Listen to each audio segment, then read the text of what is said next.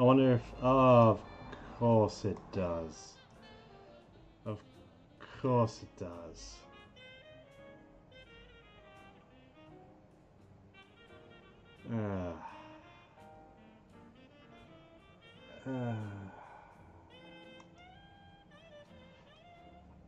I'm so annoyed. Hold on.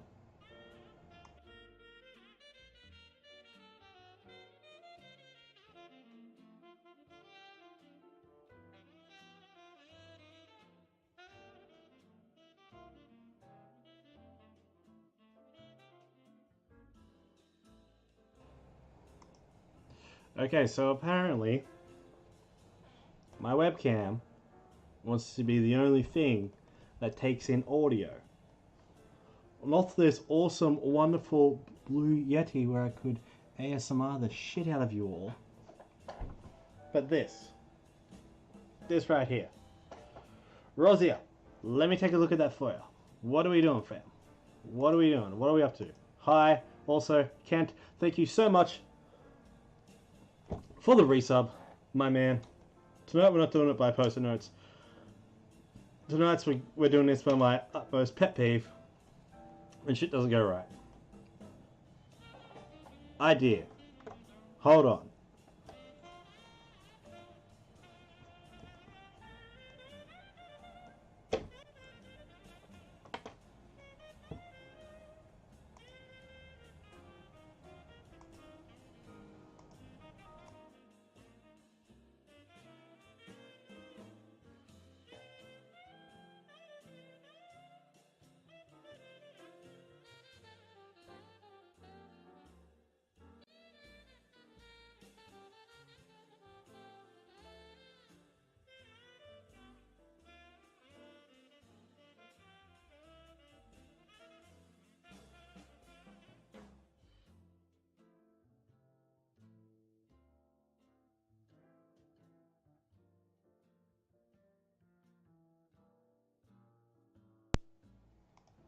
Okay, this is just how we're going to be doing it from now on. That's all that matters. Let's just go what we're going to be doing.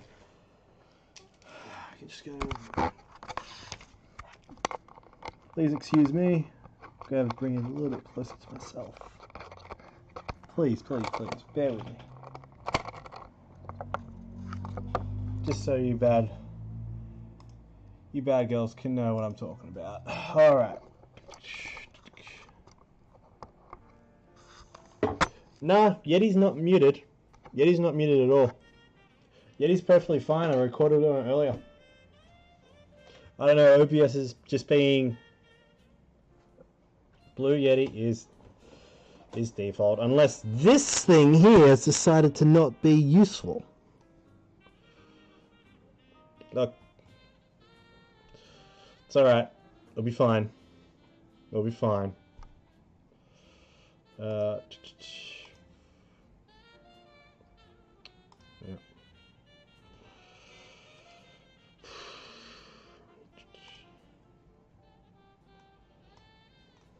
Let's take a look. Let's take a look. Oh wow, okay.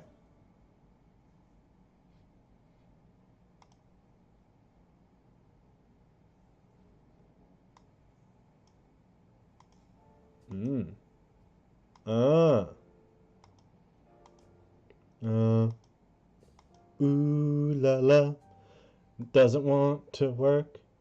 That's really strange. My microphone's gone broke. Yeti's not muted. Yeti's just decided to be a prick today. Fuck out my face. Alright. I'm real sorry. This is going to be us for tonight. Thank you so much for tuning in tonight. What do we got here from our wonderful Roz? What do you got here for me? You have this wonderful list of status conditions. Fragile. That's actually okay. Alright, I can see that.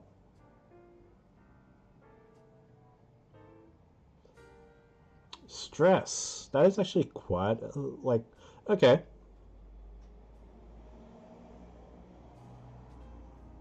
Bravery. That's a cool idea. Do you mind? I might actually. All right. How about this? There's some nice new status conditions. I mean, they're going really in depth with emotion and like other than like the status conditions currently within Dungeons and Dragons, like paralyzed, incapacitated, blah blah blah blah, going mad. This is a much more in-depth list completely, and I mean, my inner my inner crazy is saying, hey, put it in alphabetical order, but whatever. Do your own.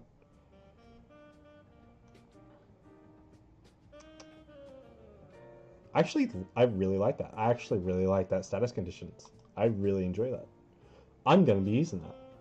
Please excuse me, and I will give you feedback. I will give you feedback for that once I play tomorrow night in a game of D&D. I will use that, my friend. Thank you. And now I'm just playing tab tag with the rest of my Google Docs. Okay. Okay. Welcome to the home screen of Dragon's Brew D&D. It's pretty neat. Pretty neat. Look, yes, Joy did help me. I don't know why my Blue Yeti's being a bitch. But my Blue Yeti's being a bitch.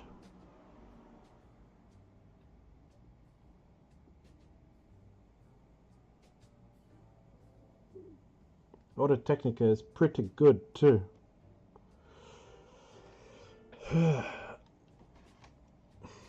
Oh, to be honest, I went from Heath Ledger to Chris Pratt. That's my evolution in regards to how I looked. I grew. I think I downgraded, but from like Heath Ledger into Chris Pratt. But what can you do? I'm gonna try something. I'm gonna try something real quick.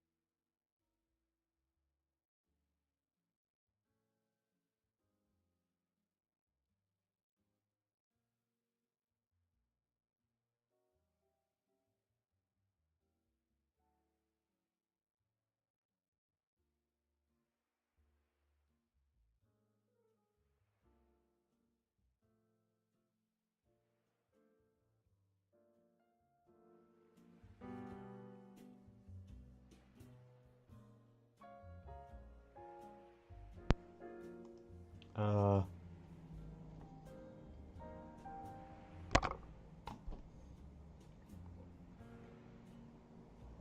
I went from drunk guy to sassy drunk guy. That was me.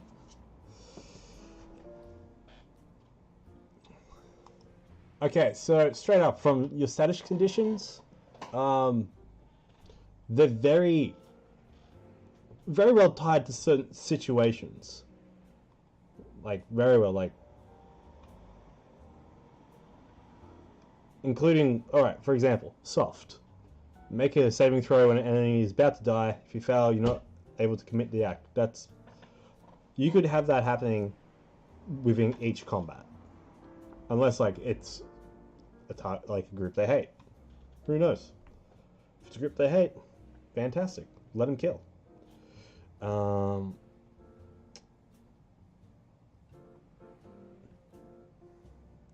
Oh, resist. Ooh, Undying Will.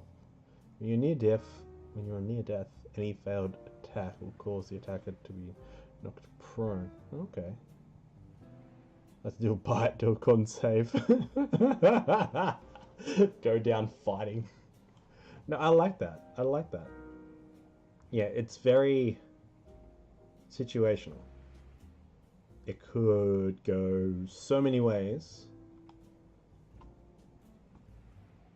I'd say bring it in every now and then. If it's a constant thing, you tell your players, I want to use, hey guys, listen.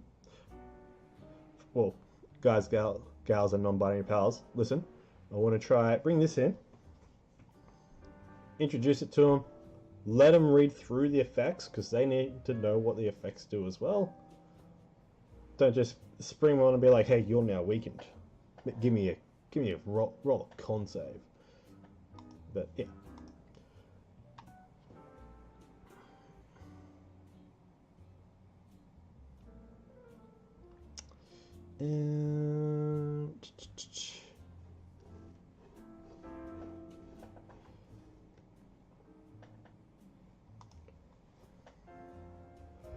Yeah, not too easy. Alright, on to the main course of tonight, which is Dragon's Brew recap. So that is what we're doing tonight. I'm just going to pop the chat out for my own sanity, to be honest.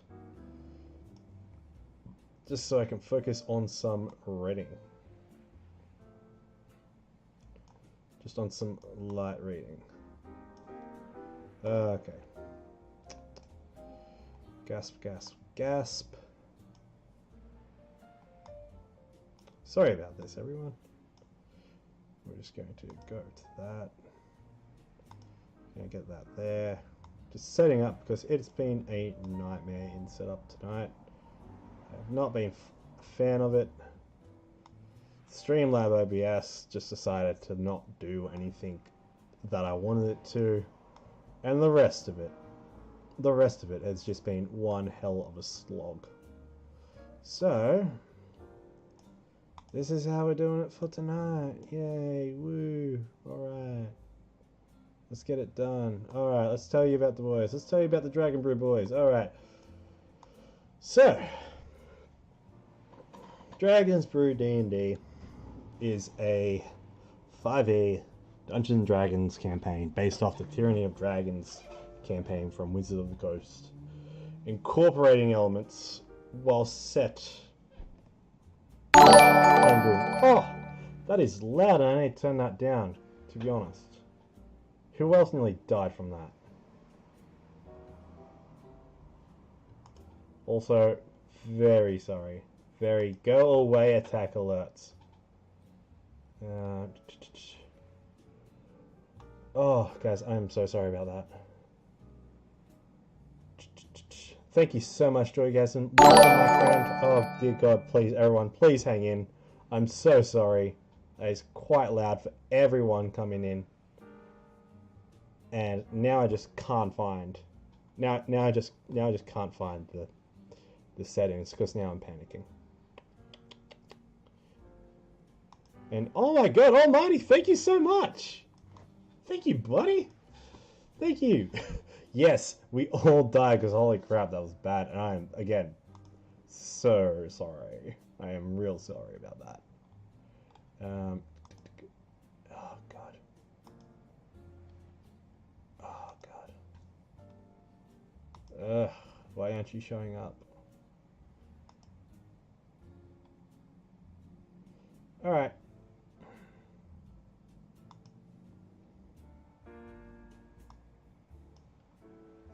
We're just going to turn everything. We're just going to turn everything down. Everything's just going to be 20%.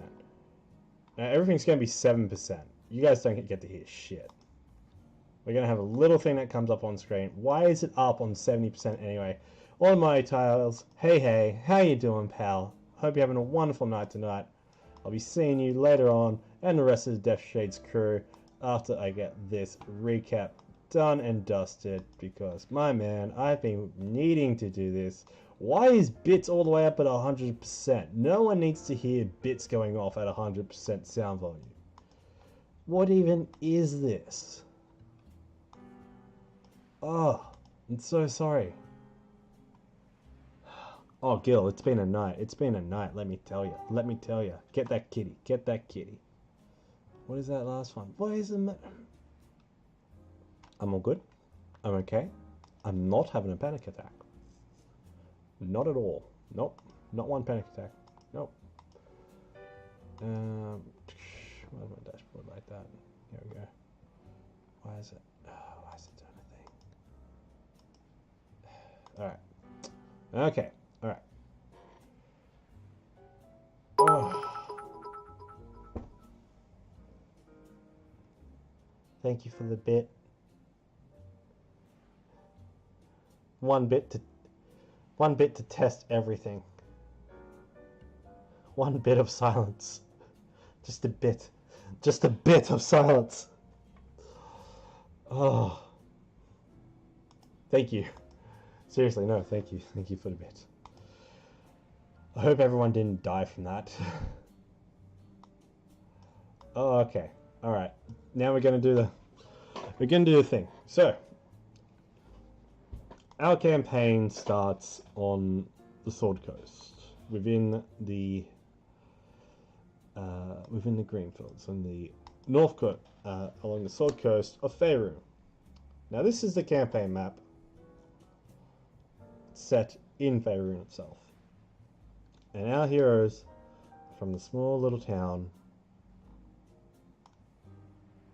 of Greenest. Now, there's not a dragon on the screen. What are you talking about?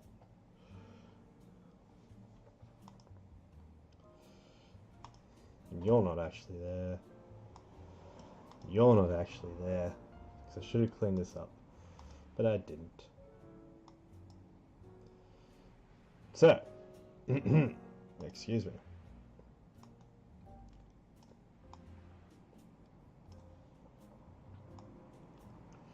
Within the quiet hills of Greenest, 32 years ago, Ikram arrived in this world. 21 years ago, Orzem, an ancient city of Tabaxi, was attacked by Lenarath, the doom of the dead. And, oh, thank you for the host, buddy. Thank you. No Death Shades on tonight? I'm a little concerned. Thank you, buddy. Thank you.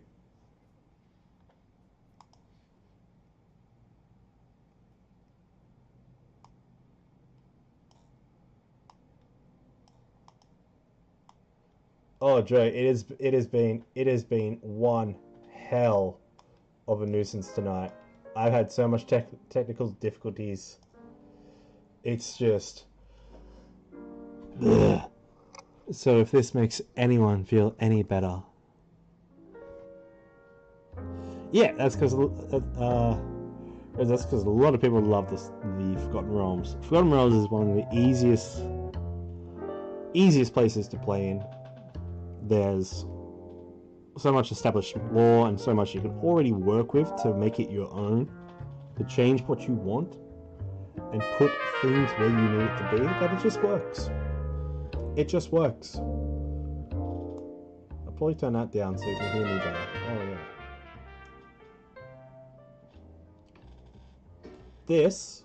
What happened to this, you mean? I don't know. It's just not working. It's just not connecting. Like, it gets selected, but it doesn't work. But we'll deal with that on a later date. We'll deal with that after this. Let me get through this, because I just want to get through it so bad. Alright. No, don't do that. It's been a night of technical difficulties, and I'm not about it. Oh. Also, that's very sad to hear that a few people are away and Emily's unwell. I'm not happy about that. I enjoyed that. Okay. So.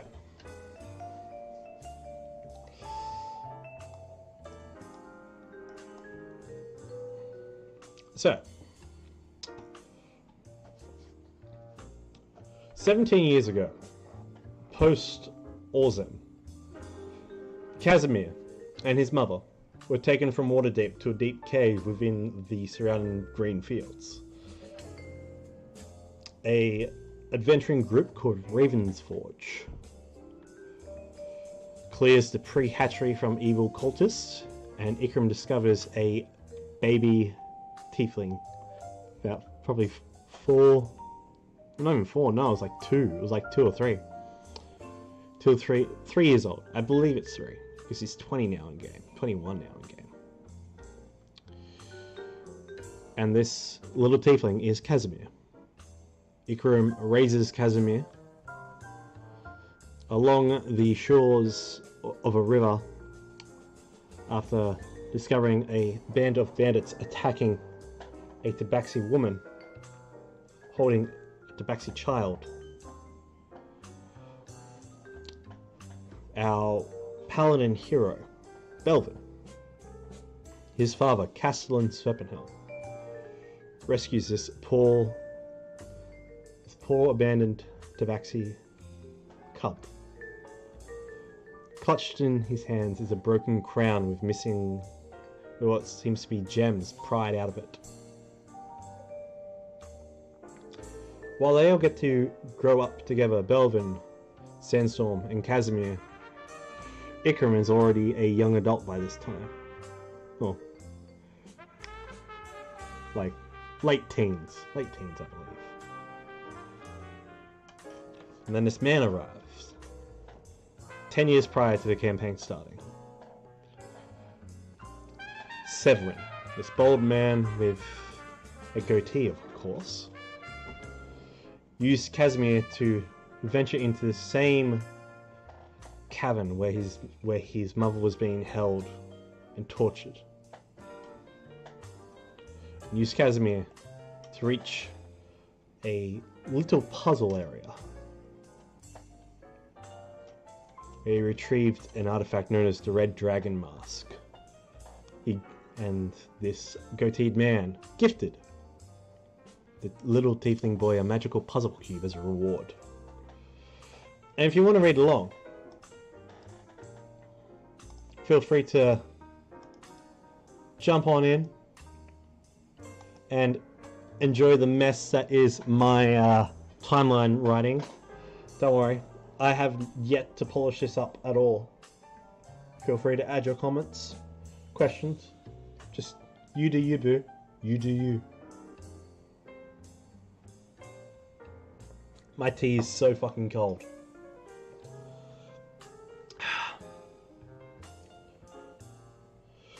One afternoon, Ikram finds the boys listening to the stories of Convin Bronzamble, the local smithy of Greenus. He tells the tale of Black Razor and the weapons of Dragadon that drove the beast away, and showed them a dagger forged by the master smith of long past. Talus is then conscripted into a goblin war beyond El Torel within the Order of the Gauntlet, and goes missing during a raid. 8 years ago, the friends split up, venture off to learn their classes. Belvin trains in the Order of the Gauntlet in the holy city of El Torel, and I spelt Gauntlet wrong. Fine. Gauntlet. Fantastic. Sandstorm ventures off to Burdusk, a riverside port town, surviving through whatever means necessary, learning the trade of a rogue.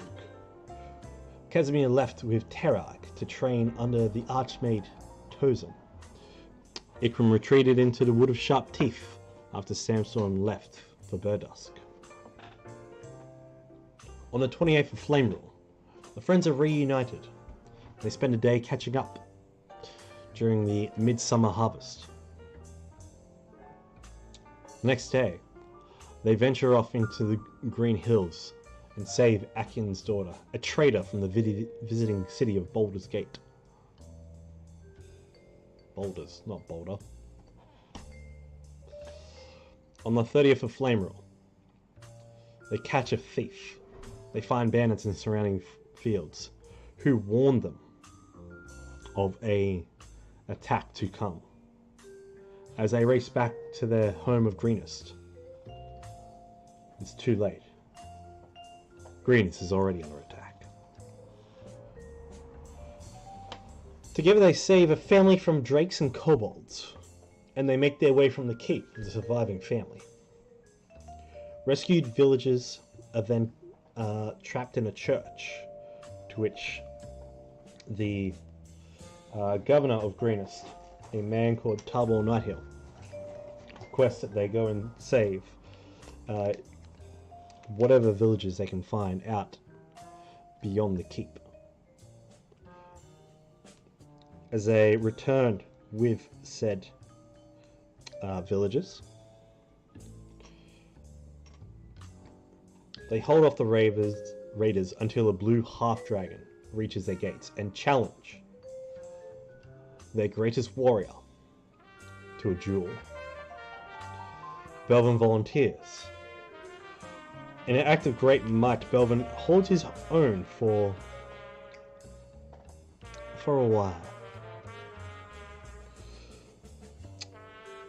But predetermined to make sure that Belvin is able to last, Sandstorm, Casimir, and Ikram plot and plan to get the best of the honourable half-dragon. Upon realizing their methods,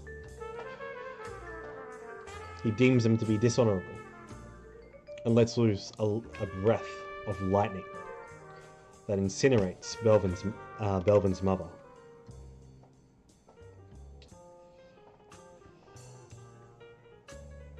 The blue half-dragon, Lang de Rosa, then turns to Belvin and finishes the duel, felling the young paladin. But through the might of Helm he is protected, and he is brought back to this world. As the sun rises on the survivors, our heroes get some rest. Governor Nighthill asks our heroes to find the bandit camp, and through a visiting monk learn that an expert in draconic research was admit amongst one of the prisoners that were taken from the town of Greenest. A Leosin, a Thander. During the night as well, the Ravenforge Adventuring Guild was destroyed, with its two other members, Kemet and Terag, kidnapped as well. They venture out into the hills, following the raiders through the Green Hills until they eventually reach a horseshoe plateau. Sneaking around and through it, they manage to rescue Leosin, Kemet, and Terag, but not before causing quite the amount of stir and apparently making good friends. Mr. Sandstorm, you did a great job. They return to Greenest that night for some well-deserved rest.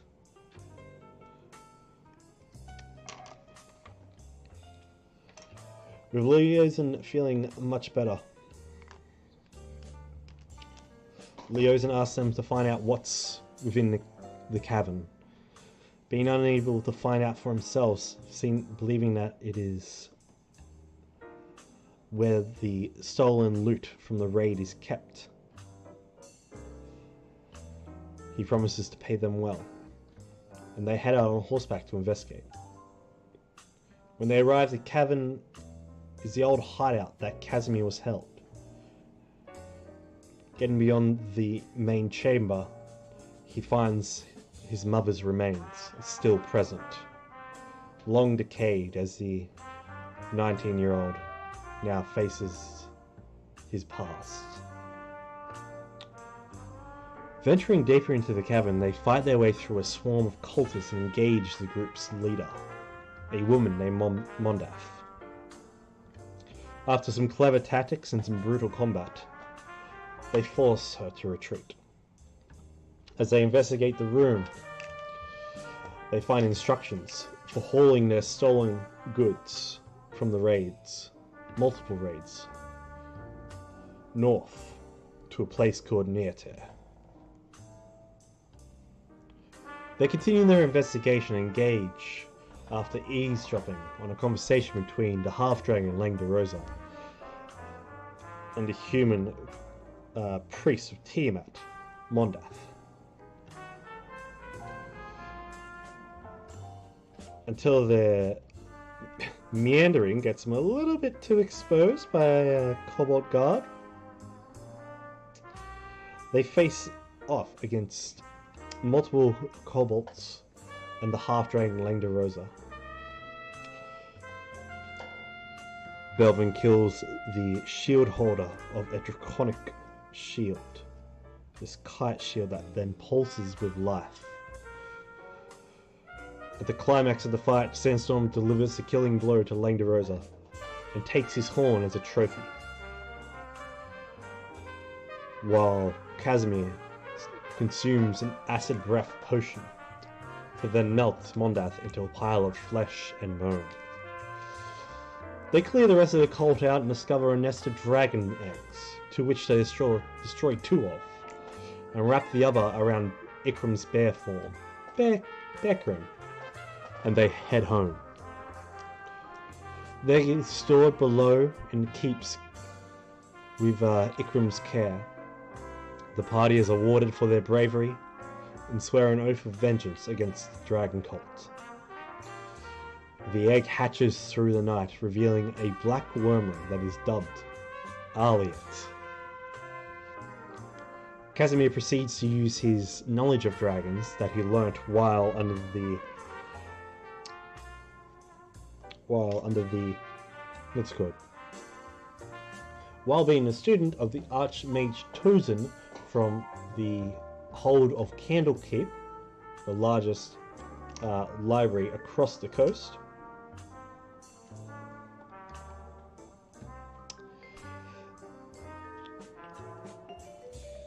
Begins to... what does he do? What did he do again?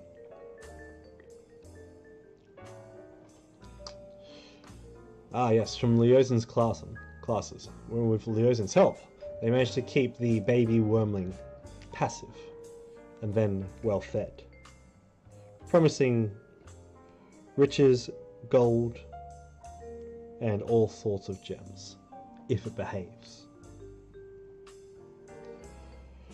Casimir returns to bed that night. He has nightmares over the time in the cavern while he was a child, remembering an old sage, a noble by the name of Lord T, and a raven black-haired woman named Resmir.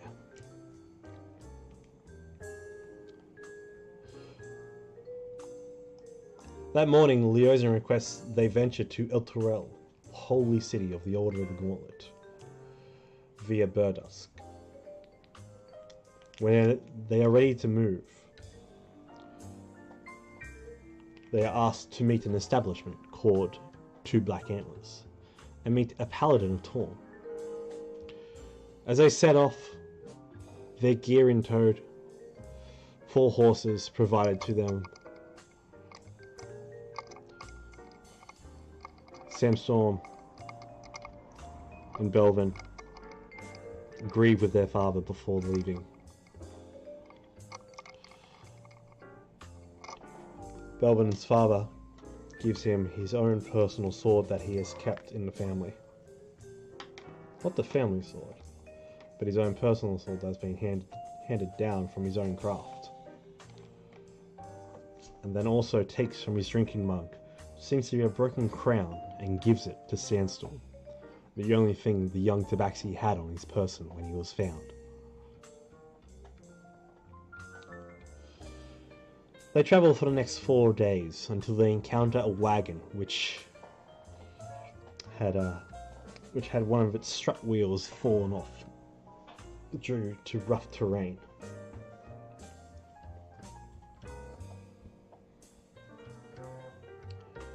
Upon inspecting, they found that it was a wagon of the Cult of the Dragon.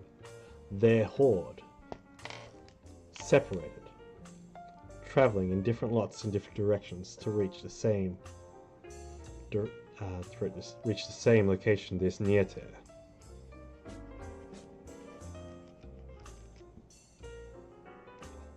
Pretty.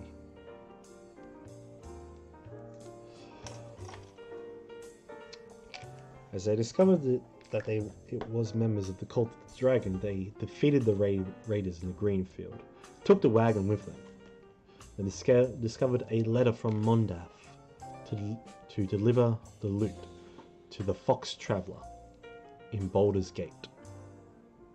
Riding through the next couple of days until they reached El Torel, Ikran kept Aliet company and cared for while Belvin, Casimir, and Sandstorm made their way through the Holy City to the Order of the Gauntlets Fort-like Tavern.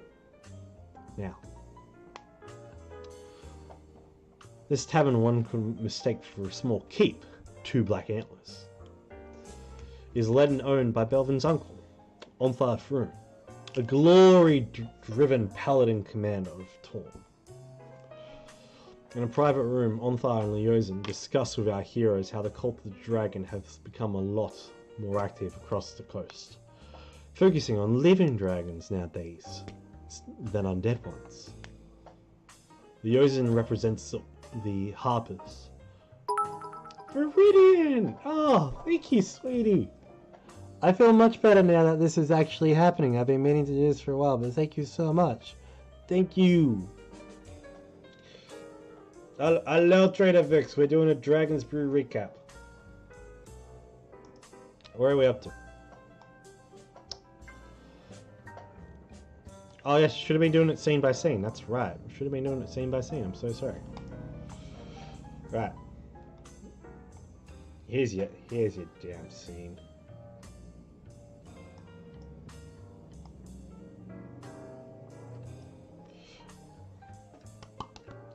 Onthar represents the Order of the Gauntlet in this conversation with our heroes. These two factions are concerned that the Cult of the Dragon will become ever more dangerous if left unchecked, and they asked our heroes to continue chasing after the cult as it journeys north to this place called Nater. They believe they will be hiding within the Summer's caravan from Baldur's Gate to Waterdeep, and then going beyond north to Nater. They are asked to discover what the true end goal they hold for all their stolen goods and gold. They are paid up front and told they have the authority over how they approach the mission. As an extra bonus, a rare ruby will also be waiting for them in Waterdeep. Not Waterdeep. That's wrong. Thank you.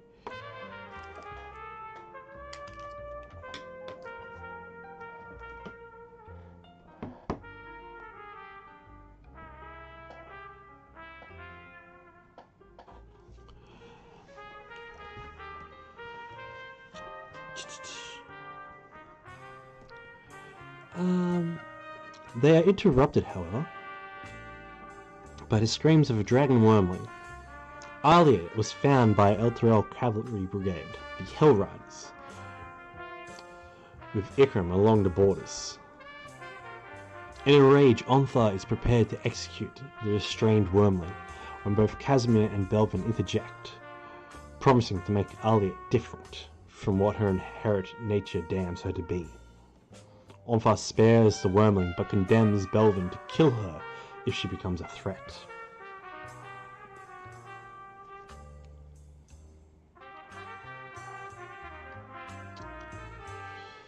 They leave El Terrell that afternoon on a keel ship heading for Baldur's Gate.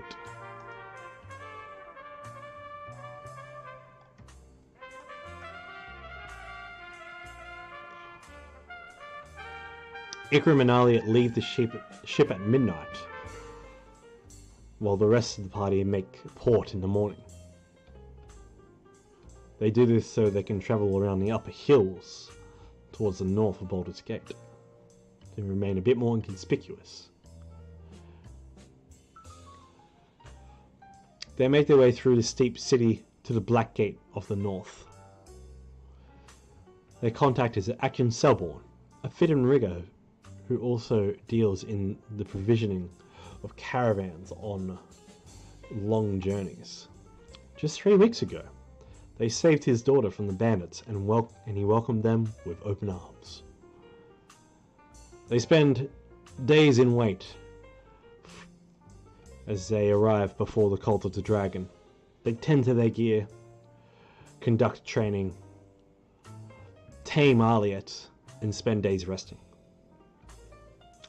Sandstorm eventually meets a fellow by the name of Aravax Fox Traveler at the Green Lizard Inn, an underground gambling den.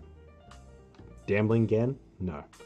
Gambling den. Yes, that is correct. Good work, dragons. You're doing well tonight, dragons. Congratulations, dragons.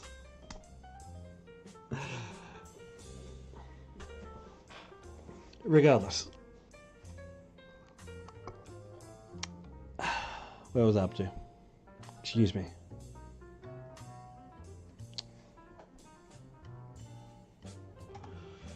The cult arrives at the Fox Traveler. Aravax visits Selborn's shop requesting 3 full loadouts. Belvin tries to investigate by joining a group of thugs that were posing as porters, and returned back with them after impressing them with his physical might, back to the Fox Traveler. Sandstorm and the gang tail Aravax through the streets and confront him. Unfortunately, Aravax manages to escape. While at the Fox Traveler, this warehouse for goods and provisions to be managed and resources being brought together, Belvin shares tales with the thugs. Inside he spots Aravax walking up a staircase behind a veiled creature, long black tail, horns on the side of its head. His belief leads true of a black half-dragon. As he returns back to Selborn's fitting shop, he walks past a panicked Aravax, bloody and bruised, open cuts and burns along his body, like he just got into a fight. The next day they leave by signing up as mercenaries for the Summer's End caravan, travel north over the summer to Waterdeep. Along the way they encounter the escaped goblin warlord by the name of Crank Bloodaxe, and through teamwork manage to bring him down, along with the wyvern he rides. Ikram tracks an elk with golden antlers through a forest. The elk confronts him in a clearing, and the wisps of his mother stands behind it. It warns of a dangerous path, to follow the gold to the castle in the sky, and a warning that not all will survive. They make their travels past Daggerford, where they gain rest for a couple of days. While there they notice a hanged man in the gallows of the militia field, as these soldiers train their drills by an ex-Purple Dragon Knight, a Sir Istorel. Before leaving, they notice that a man in wizardly travel robes joins the cultist caravan. Sandstorm notices strange arcane tattoos on his scalp, matching that of the hanged man.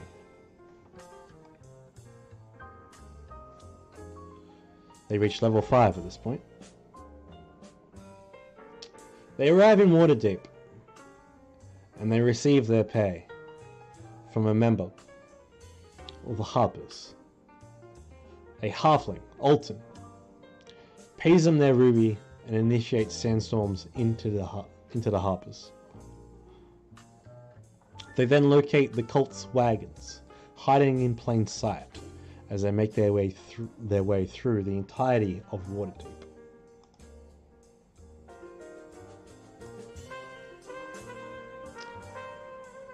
During the time, Sandstorm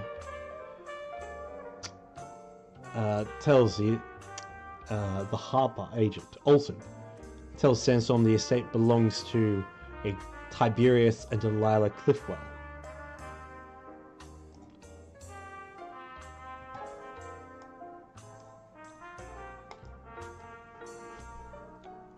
Casimir and Belvin work together to enhance Belvin Father's sword.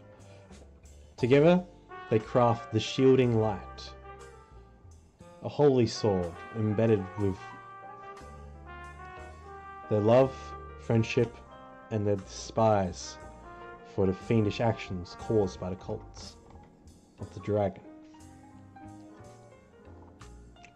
Casimir then sends his familiar, McCall, to spy on Resmir and the Cliffwells.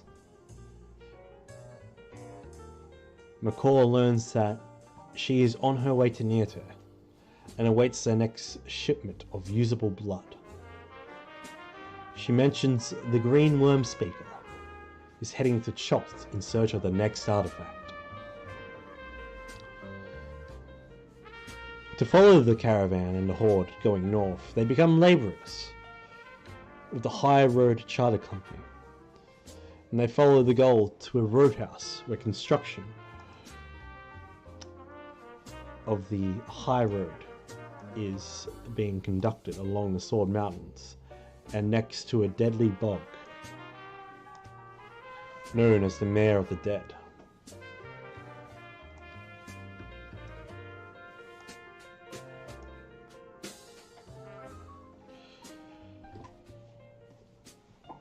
Upon reaching the roadhouse, they discover the gold is moved into a locked storage room where lizard folk are moving it into the bog through an underground tunnel.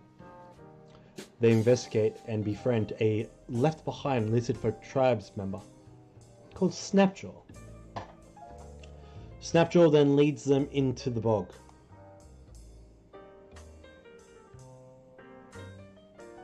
If I can find the bog.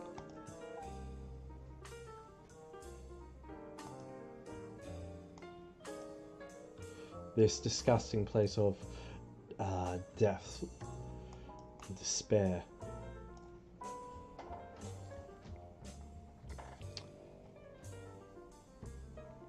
Now, as Snapjaw leads them into the bog, they arrive 2 days later at a small tribal camp where they see canoes that lead deeper along a swampy river within the bog.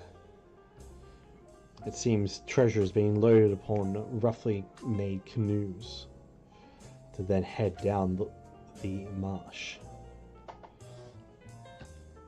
It is at that point, while they gain a rest, Ikram sees lights leading away from the camp and into the bog. He points it out to the rest of the party and they begin to follow.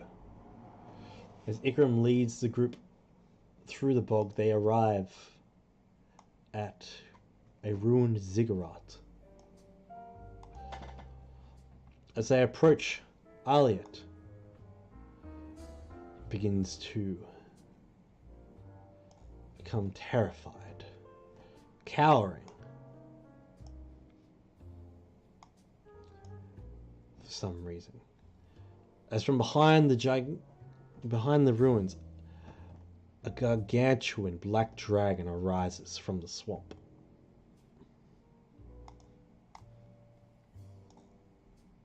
Oh, that dragon's much bigger.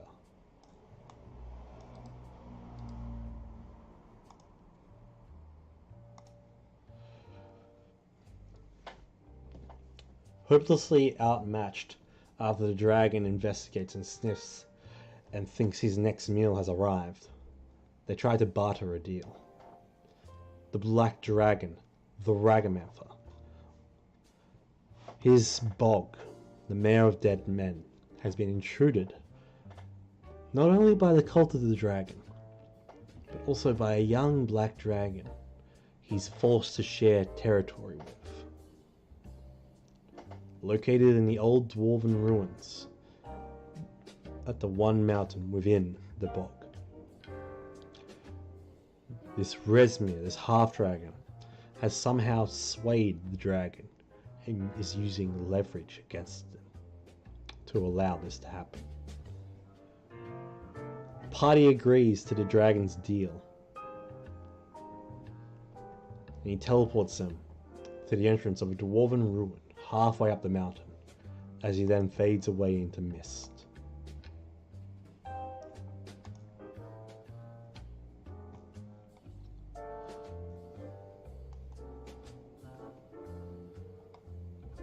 Now,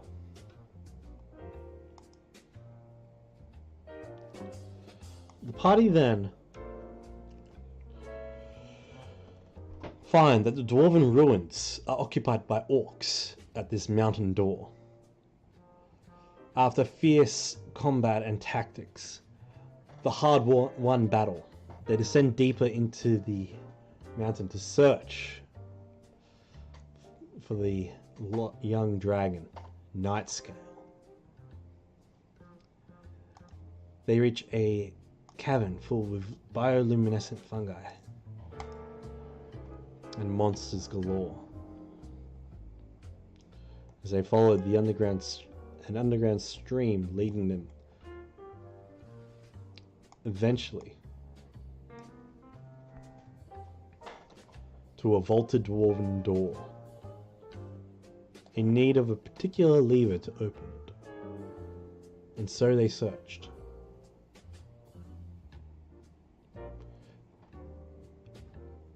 In the depths of the within the depths of this cavern, they find a dwarven-built spiral staircase. Oh, hello, Puska. Hello. Hello. Hello. Hello, Lily. Lily, no. I have a cat now. It's not my cat. See you later, buddy. Bye, Puska. It's a Tiefnua. Hey, Vale. How you doing, friend? My mic's being real weird, so that's why I probably sound real weird, because this thing doesn't want to work.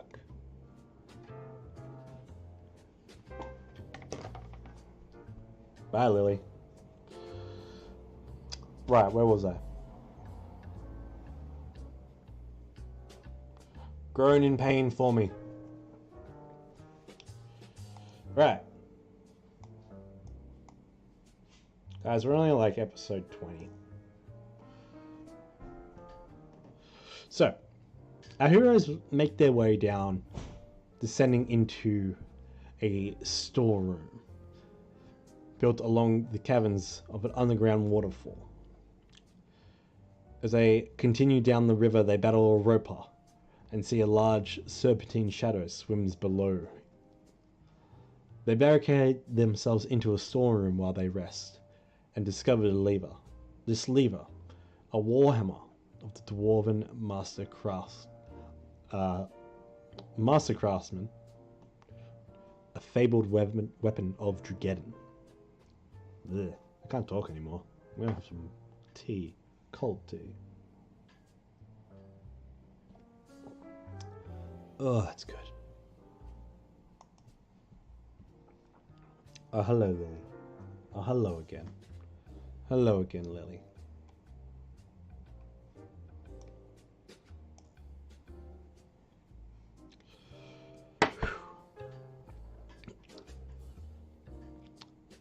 They descend into the vault, encountering Druagar after the same well-built weapons.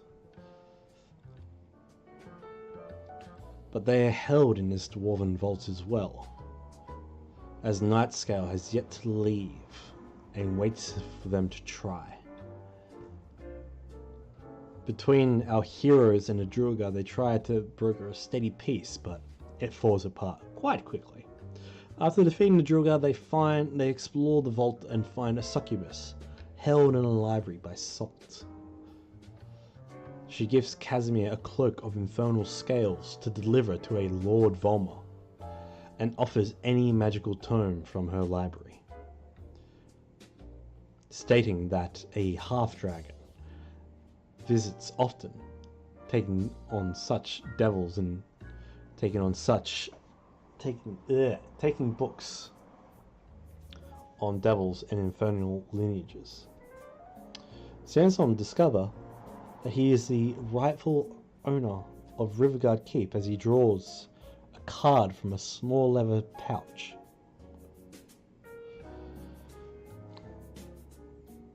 This keep, he learns, is Riverguard, west of Daggerford. Our heroes then make a bold challenge at Nightscale.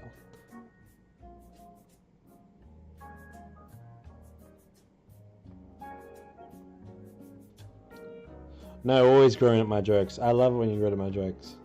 Hey, are you a vet pale?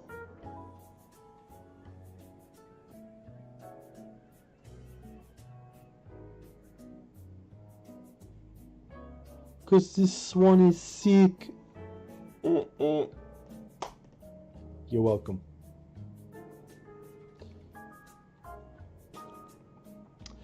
They make a bold challenge at Nightscale. Unfortunately, the young dragon ambushes the party as they approach. In a last-ditch effort, Casimir incapacitates the young dragon with a hypnotic pattern spell.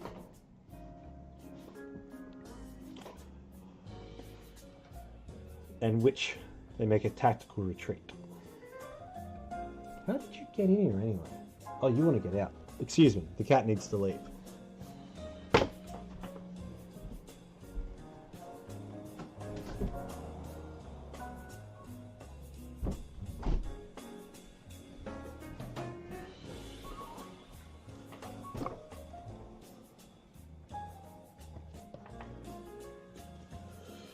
With the dragon enraged over its missed meal, they hide out deep within the vault and gain some much needed rest. During that time, Sandstorm has a dream relating back to his origins, his people. The night that the blue dragon Lenarath attacked Orzem, which killed his mother along with his entire people. When they awake, they make a plan to trap Nightscale in a choke point. Luckily, the plan succeeds. Using some clever use of grease and webs and vines, they manage to slay the dragon. They harvest some scales, take the dragon's hoard down below when they in the first original attack, in which a black gemstone embeds itself into the broken crown. While exploring the rest of the vault, a tiefling by the name of Macath the Crimson teleports into the vault, searching for the young dragon, interested to make a deal and recover some young dragon's scales. She is saddened to hear of its death, but ventures with Sandstorm and Belvin in a sweep on the whole complex in search of any lost treasures, in which she grows a soft spot for our paladin.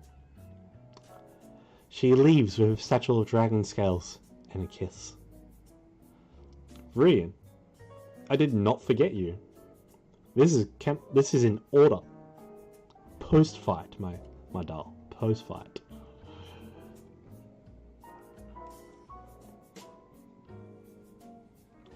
They leave the mountain vault and venture into the woods to return to the lizard camp, in which they encounter an actual cannibal, Shia LaBeouf. With its defeat, Varrogamanta finds them and gives them a bell that will call the lizard folk to their aid, asking only for the black gem which is now embedded within the crown of Mesro, they learn.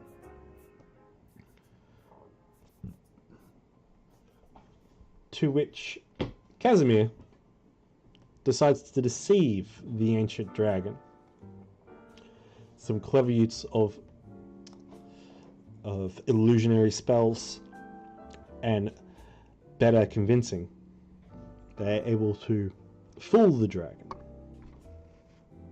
into believing that a opal that has been covered in mud and quite well illusioned is that black gem it seeks.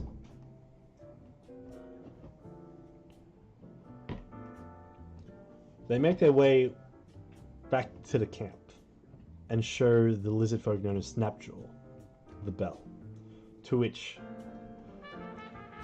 Snapjaw takes the bell, rings it, thus calling lizard folk to him.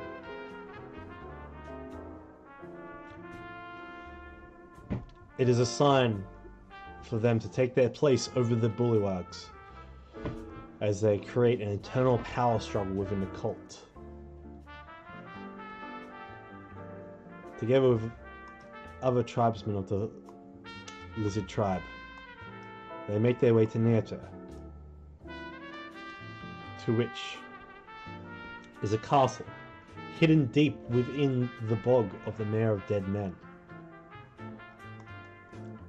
As they enter in, all hell breaks loose. The lizard folk engage with the frog-like bullywugs, allowing the characters to proceed into the castle as they storm it. The cult becomes aware of them and focuses on taking them out as their elven eldritch knight leads them in a charge. From the central tower, a bold, wizardly man emerges overhead. Tattoos of arcane sigils across his scalp, across his bald head, as he descends, launching fireballs down onto them. They retreat into the southwest tower, where they find an altar to Tiamat. On it sits a brown leather book titled The Sermons of Bonebinder. As they try to head up the stairs, the half-dragon, Resmir, stands atop them. They engage the half-dragon in a deadly fight and force her to retreat, escaping out the window into the moat and swimming towards the northwest tower. However, she wears a helm of purplish black matte scales, metal plating, resembling a black dragon's head.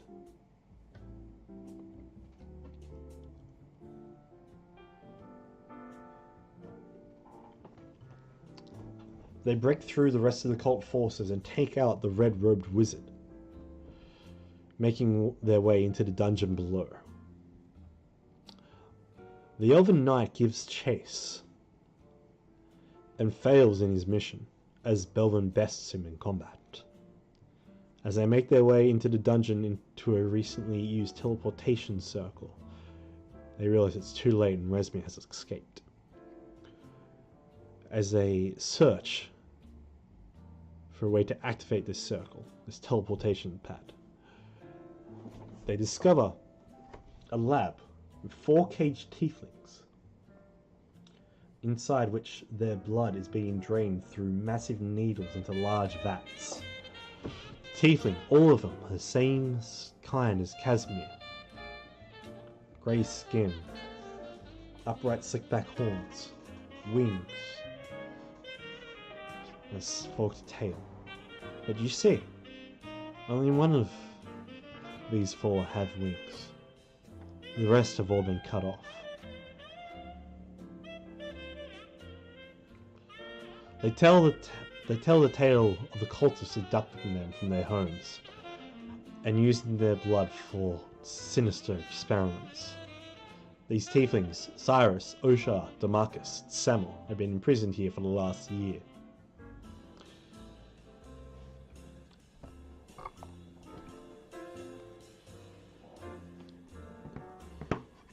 In another part of the lab, they discover the formula of infernally changing people into half-dragons through the ritual of blood scales.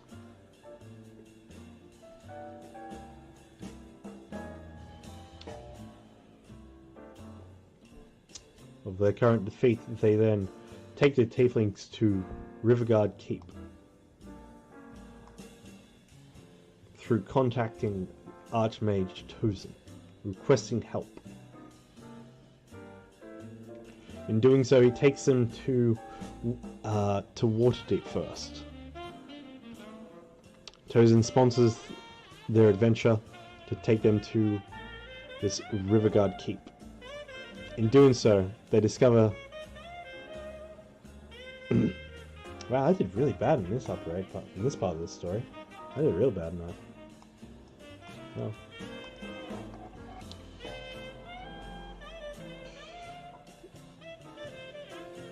Real bad.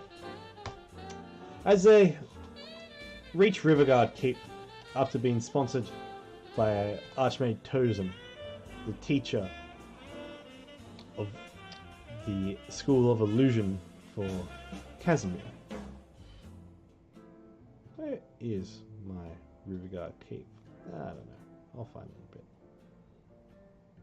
There it is.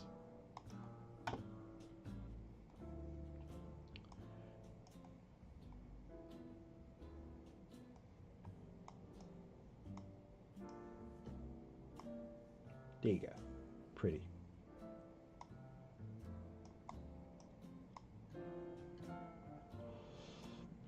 As they reach Riverguard Keep, they clean it out, but in doing so, they find it's been overrun by demons, stemming originally from this drow-like wretched beast of the abyss.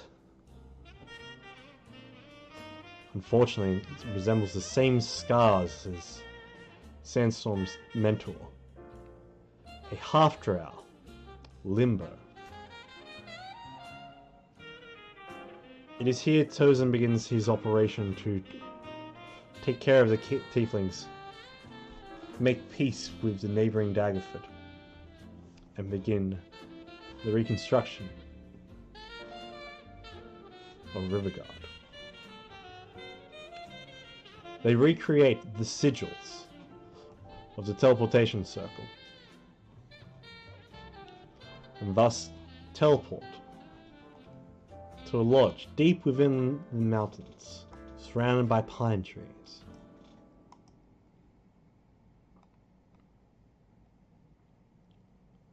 In which they discover Talus, Belvin's sister, who has been missing for all these years, is alive, a high-ranking member of the Cult of the Dragon, and they have just discovered an important meeting spot for them.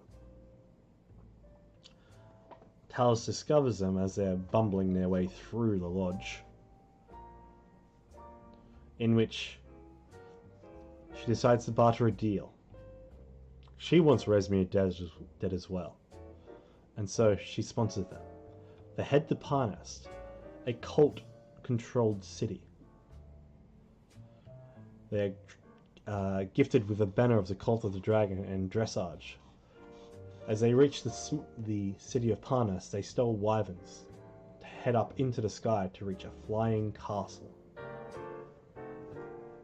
Upon reaching this flying castle, they land via the tallest tower at its peak. Yeah, there's a lot going on in this session.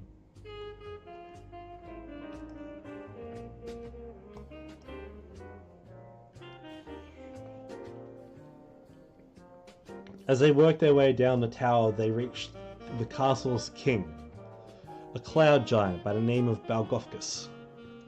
They convinced him to turn against the Cult of the Dragon, as he was only helping to try to rally his own kind back into action. He only agreed to the terms that he would join and fight alongside our characters, if they could best the dragon that was currently residing in the depths of the castle, and the iceberg on which the castle was formed on. a white dragon by the name of Glacehail. In the battle with the dragon, it was hard fought. Casimir reaching near death, as he was just able to slay the dragon with his last arcane magics. It wasn't until the dragon's momentum flung it forward, its head landing and crippling Casimir underneath it. As a man with 6 golden canaries apparated around our heroes, the world went slow, all but for Ikram. Ikram was then blessed with enhanced healing hands of golden fire and true wings. Belvin, at that point, faced Rezmir in solo combat, thanks to a planted misleading gear spell by Talus. The fight was tough, but Belvin was the victor, and claimed the Black Dragon helm from the half-dragon Rezmir.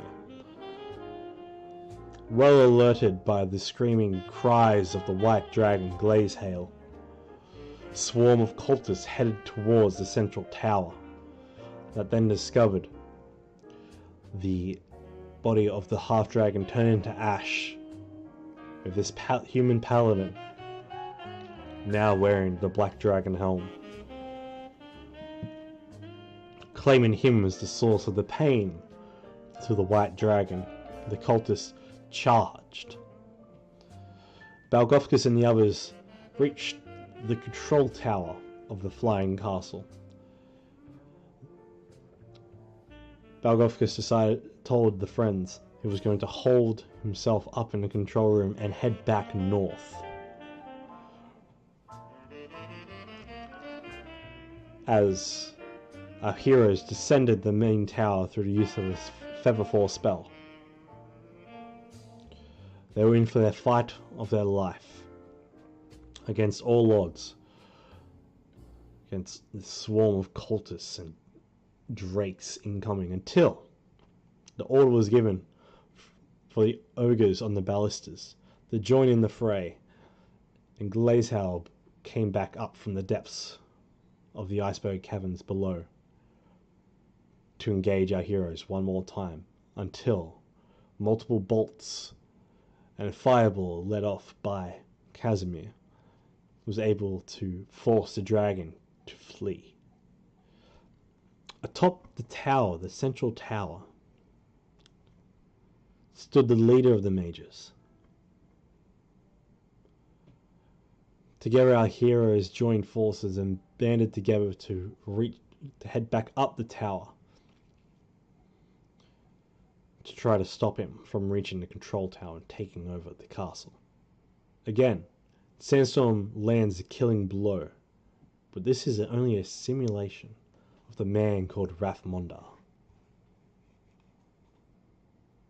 Simulacrum, not simulation, duh. They spend a few days recuperating on the journey home. As I missed one spot completely. No, I didn't. Balgovkis agrees to gift the party his pet griffin as a sign of friendship. When they reach a stream, they descend upon it from the castle and make their way down the Limber River. As they follow it, they reach a small town by the name of Lork.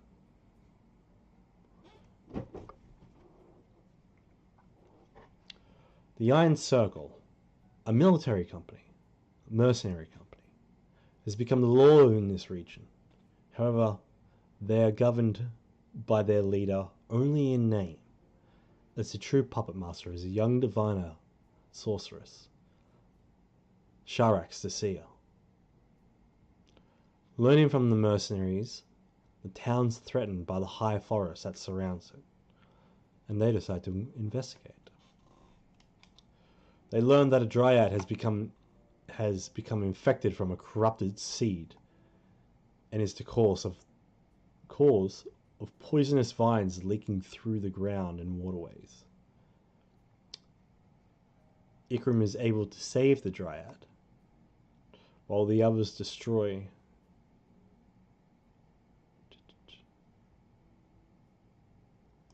the corrupted seed. They learn that this dryad, Lady Marcella, is of the summer courts of the Feywilds, in which she gifts Ikram a seed of a star leaf tree, in which she could return to him if she ever needed to. Through her warnings, they purchase a wagon from a gnome, Noni Timbers, and they meet the lady near a large tree as she strides them away from Lork, not prepared to deal with this event just yet, to a nearby tiefling camp, one of the same kind of description as our wizard Casimir.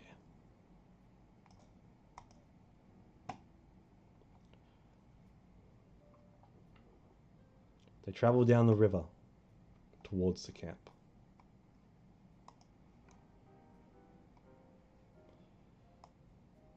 Eventually, upon reaching it, they discover the camp has been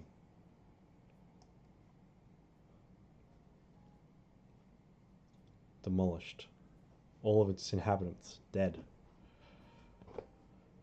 Through the eyes of the dead, gifted by his mother's staff, Ikram is able to see those killed at the raid of the tiefling camp.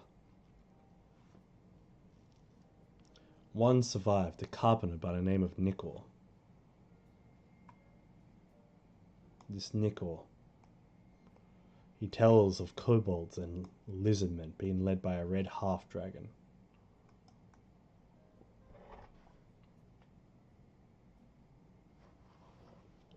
Casimir contacts Tellerson and organize with him organizes him to travel up the river to Sekomba to pick them up and return them home. The tiefling Cyrus is able to help guide the keelboat to Sekomba. As the party travels down the river with Nikor, Belvin confronts Casimir about the cloak he wears, which has been over the last couple of months. No, over the last week and a half, really. Has been causing all sorts of demonic problems with Casimir. Causing Casimir to act out towards more horrid, evil ways and selfish acts.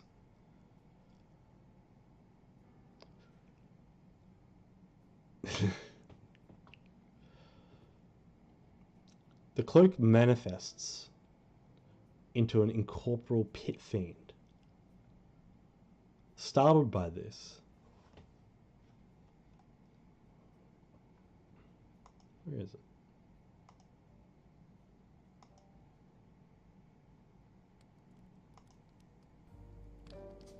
Oh, there we go. There's our smooth jazz back. Oh, our smooth jazz is back, guys. I'm so happy. Alright.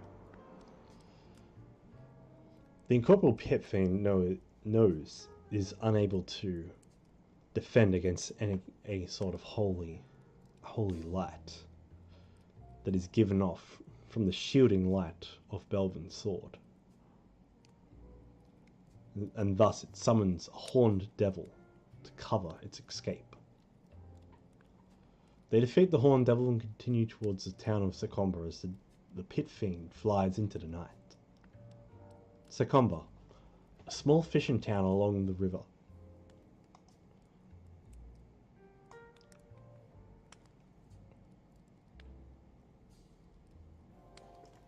Let's just get there, shall we?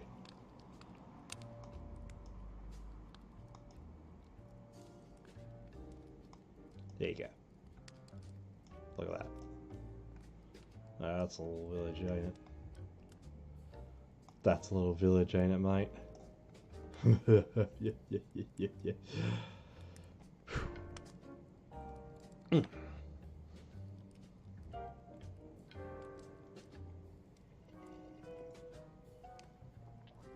This small fishing village, east of Daggerford, they learn the local lord is a moon elf by the name of Zabanya Dryght, otherwise known as Knives in more underground circles.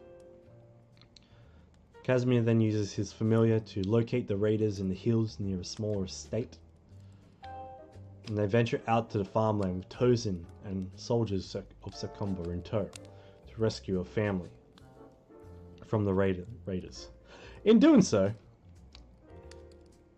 Casimir flies up above the raiders while they're in close space and polymorphs himself into a whale,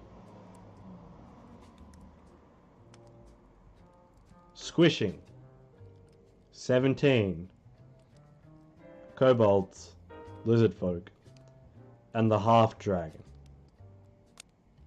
dealing near 248 damage to all underneath the whale.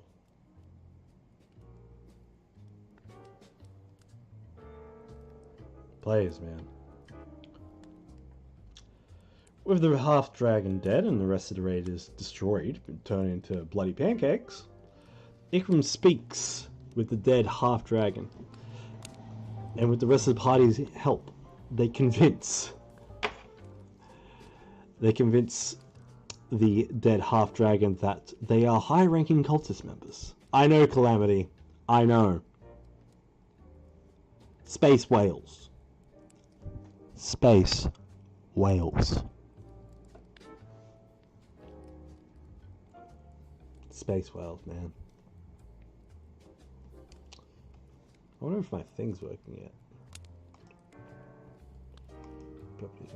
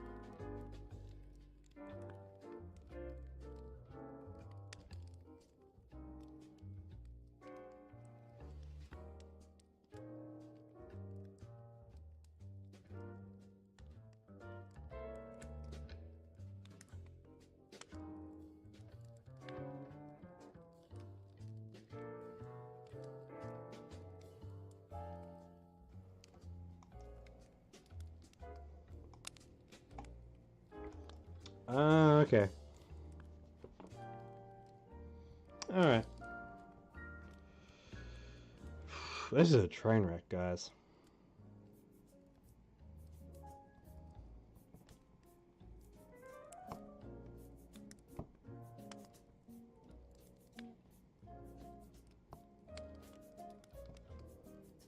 Right.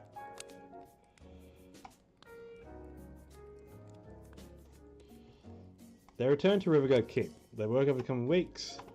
They hire guards and make peace with the local lizard folk in a nearby marsh to the west of their keep.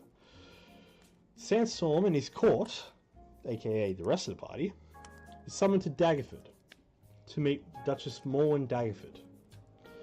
The ceremony is held after the title deed is confirmed during the Festival of the Moon holiday, a celebration for those who have passed. Morwen agrees to allow Harpers to operate in the area in exchange for political information. The party meets the young tiefling sorceress, Macath the Crimson again, of the Arcane Brotherhood, who after the party slayed Nightscale, comes to see them again, to learn their interests. She's interested in the Helm and discussing draconic law. During these events, a Tabaxi minstrel, aka Claws on Strings, walks around the town with a blind old man. Let's see, straight to Dagford. There it is.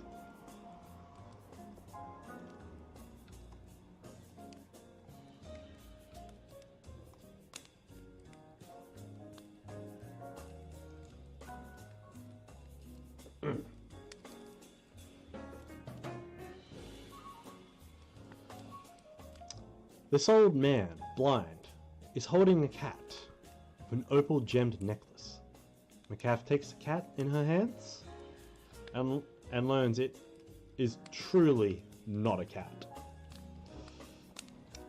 Over the coming week, Riverguard goes through a time of growth, and they discover a tunnel that leads into the depths of the earth as water moves upstream strangely from beneath. One afternoon, Aliet appears crying as they make their way down to discover what happened. She appears transparent and sickly after venturing down into the underground stream. The party then ventures down to discover old notes from Sandstorm's old mentor, Limbo. Down below in these plunging torrents, a complex passage of tunnels and natural elemental magic they find. More of those of this transparent disease. They travel through this cavern in floating bubbles, strangely enough, to a water elemental portal, until they discover, roaming around, making contact with the world above, is an extra-dimensional being, an aboleth. Post-battle, after a hard-won fight, Orbar Belvin has contracted the transparency, and they are forced to reside in the water. Thanks to the gnome brewer, Alvin Tarkleby, Belvin is able to find out information about a sacred unicorn grove in the misty forest where a cure might lie. Meanwhile, a white wyvern lands atop Riverguard with its rider, Kush, delivering a message from Talus addressing Belvin in what she wants. They travel to the misty forest. Ikram converses with Ophelia the unicorn, to which they venture to Ophelia's glade through another elven arch. Macath is able to see a purple flower in which the unicorn gifts this purple flower to them.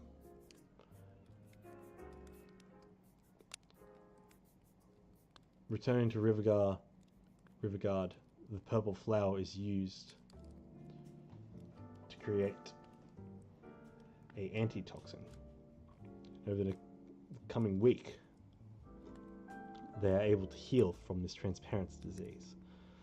But at hearing of the mention of white wyverns, she is shocked, as they are rare in this form of lands, as they are from the far north, the spine of the world.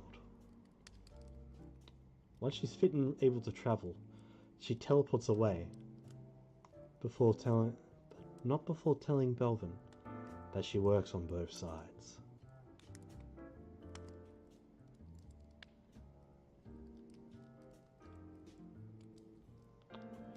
Where is it? Yes. At the turn of winter, our party, or more or less Belvin, receives an invitation, or a letter from Onthar, his uncle. The Order is sending more troops to Chult and asks him to venture there in search of one called Angel. Sandstorm and Belvin are invited to Waterdeep for a fundraising ball held by the Cliffwells.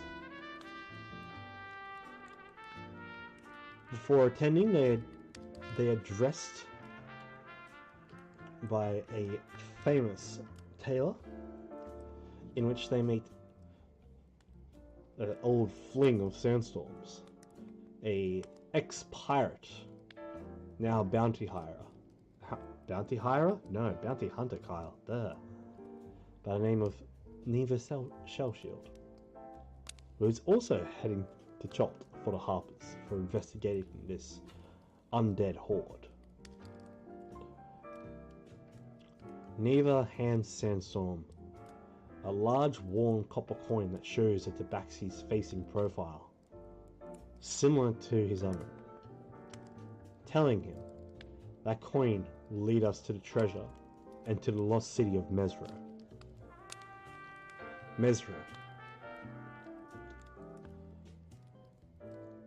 The same place that this crown that Sandstorm has on his possession, this broken crown, belongs to.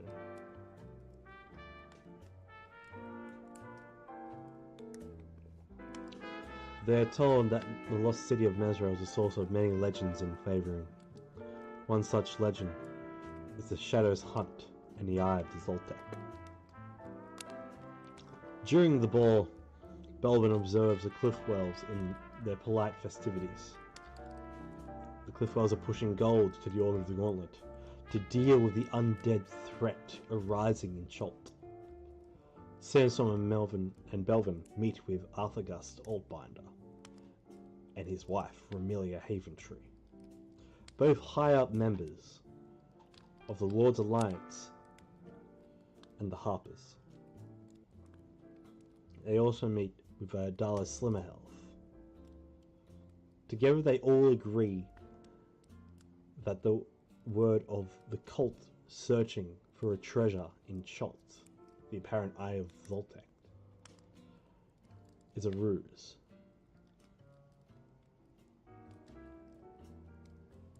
Well, no, it's not a ruse. That's what they're searching for. Sorry, my mistake. They learn that the Order conducting this losing military campaign in the jungle is also confirmed by a rising earth moat surrounded by undead. They believe all this is too tied close together. Arthagast sends Lord's Alliance troop to help Riverguard, while Neva's ship in the one sec.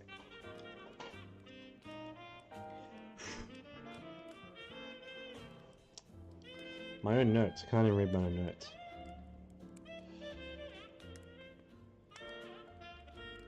Arthagast sends Lord Alliance troops to help Riverguard build, while Neva ships the friends to Chult. As they arrive around in the Bay of Chult, they deceive a dragon turtle into letting them pass through its waters. They arrive within the tropical heat of Port Nyanzaru, and after a heavy night of drinking,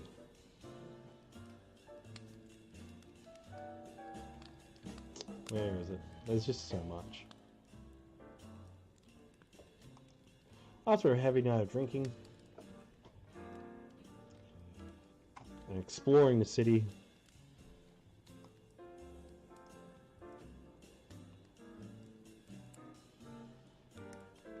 they meet the merchant prince of magical trade, where a silver-haired warlock of Bahamut awaits the one of golden hands. Her mission is to assist them against one wrapped in shadows from the heart of Uptao. They gather resources and spend the next couple of weeks in the jungle, heading towards the Order of the Gauntlet camp. The undead within the Cholton jungles are drawn to magic, and each have an ancient glyph on their forehead, to which consumes magic. In Camp Vengeance, the sick were continuing to carry on the fight against all odds.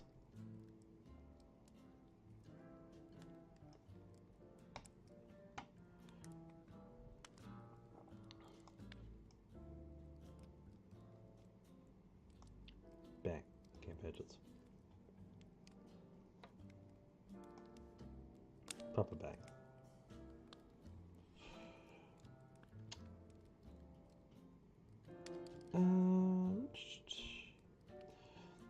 While healing the sick, Angel tells Ikram of his origins. The one with the golden hands is actually Rysarath, the Golden Claw, a gold dragon guardian of Bahamut, whose touch of healing light is known to cure any disease, ailment, and heal all wounds of the soul throughout the cosmos. Unfortunately, he was cast down, becoming too vain, and structures known as God Plates are said to hold Rysarath's powers and his essence. One such God Plate is located in Cholt. That night, hordes of undead attacked the camp during the very early of dawn. Just before dawn, actually. Until greater undead face them. They fight as the sun rises until Casimir decides it is time for him to take a rest. His mission to teleport the sick, the wounded, and the rest of the survivors back to Waterdeep. In doing so, they are overrun by undead as the floating rock known as the Heart of Uptao floats overhead. Instead of running away, they decide to fly towards it, to where they face an elven woman and a purple dragon and a dragon cultist in purple robes, wearing a hood that resembles a green dragon. They narrowly escape and dispose of the powerful elven mage as she laughs at them in her death. They move off into the jungle after Angel's visions in her dreams and tell of the lost city of Mesro being on the eastern coast.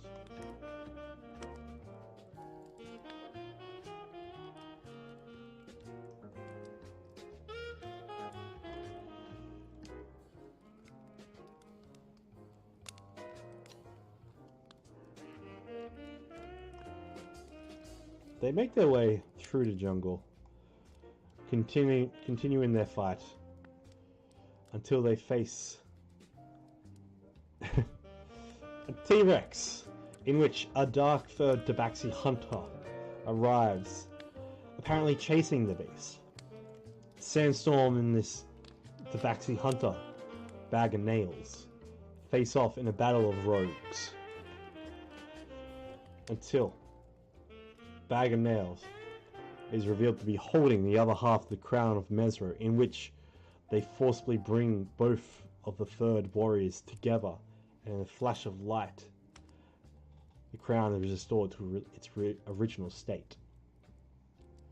Being attuned to Sandstorm, it pulls them towards Mesro. Arriving within the lost city, but days later, passing through illusionary barriers and invisible wards designed to keep trespassers out from ever finding this city again. For the first time in thousands of years, the city was rediscovered.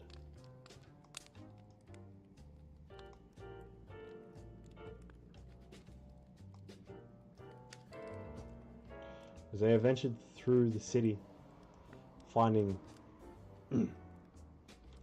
through its ruin towards the central plaza, a temple dedicated to the god Ubtao, god of the Tabaxi people. Sandstorm uncovers the former hall of kings and queens of the crown. He finds the chamber of command, in which they uncover a passage that leads to the chamber that holds the Shadow's Hunt. The armor and holy dressage of the wearer of the crown.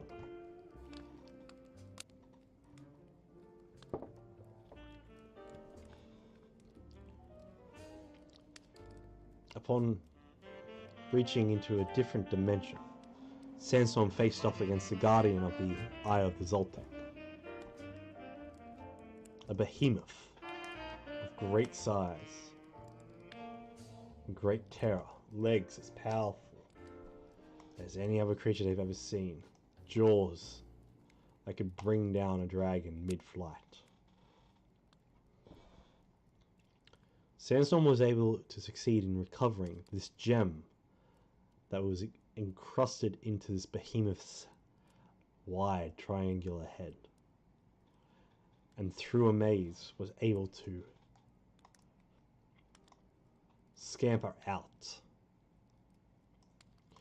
as this large creature chased after the rogue Tabaxi.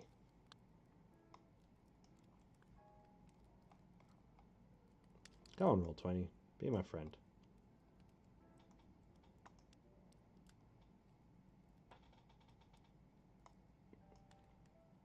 There we go. Looks like that.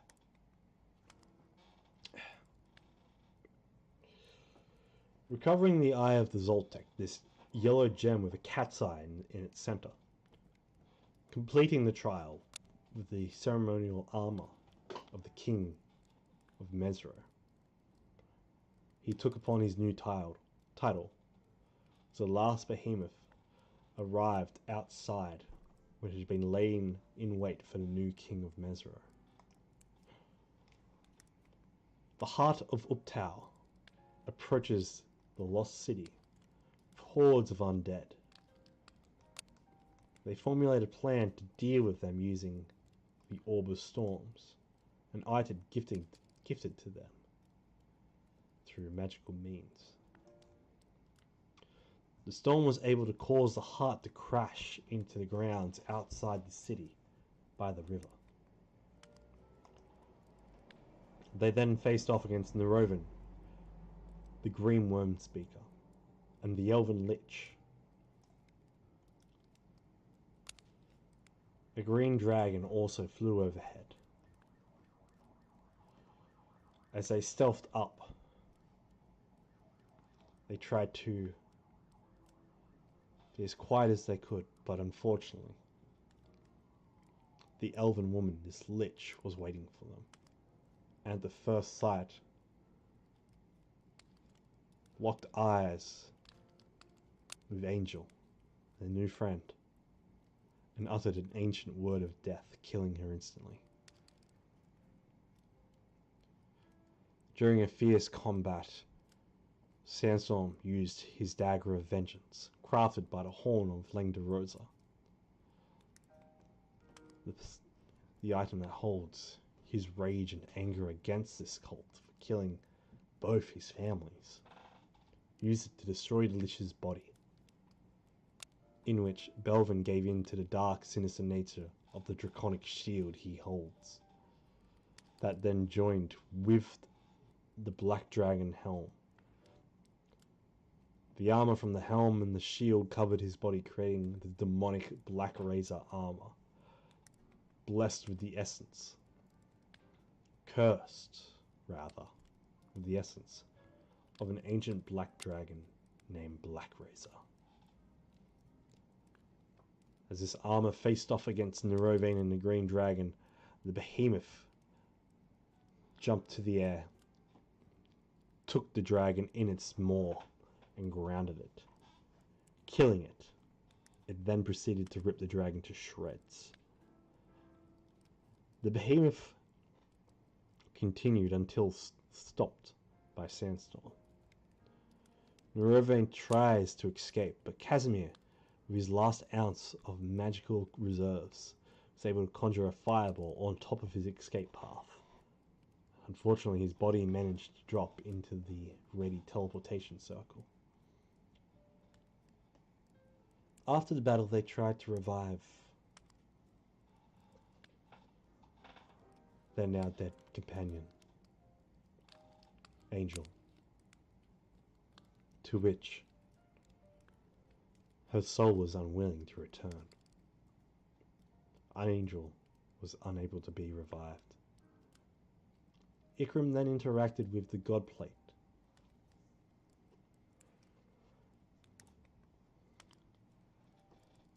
Thus, in doing so, and unlocking a part of himself that resides something deep within, this fire erupted with deep within him.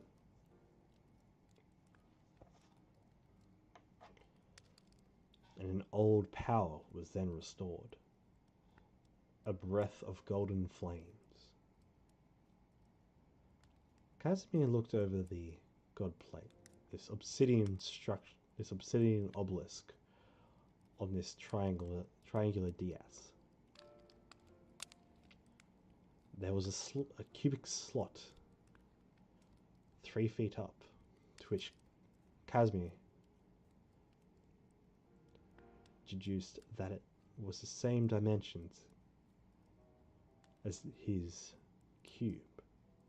The magical cube gifted to him by this strange traveler, Severin, who took a red dragon mask from that old hell-torn cavern.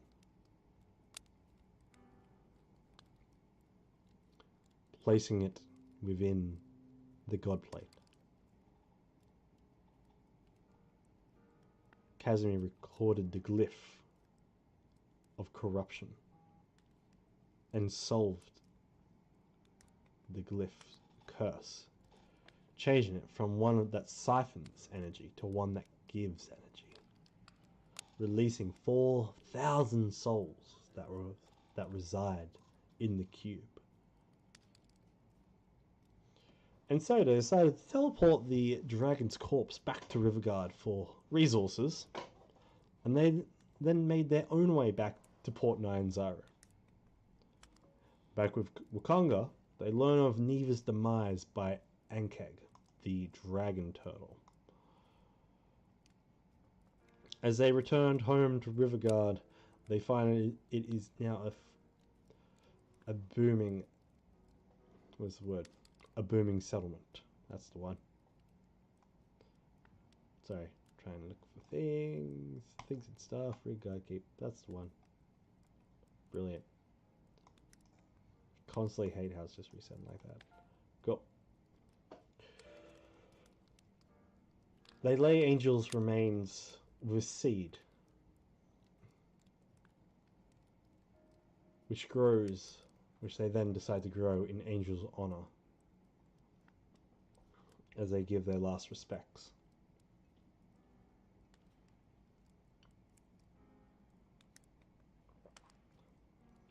Weeks later, their deal between Arthagast, Ramilia, and Delia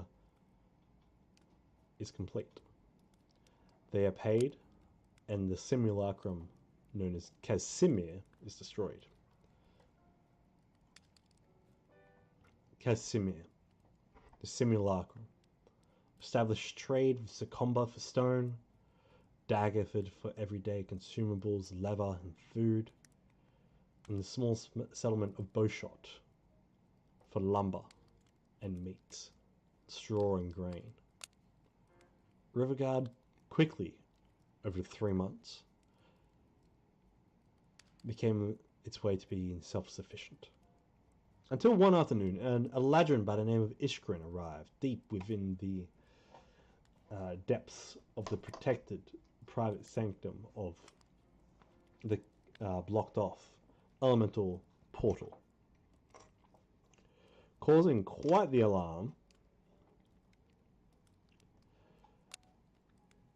They go down to investigate. They find, yes, it's my son, it's my boy. Let's see, do I have a picture for that? Let's see. One sec. There it is.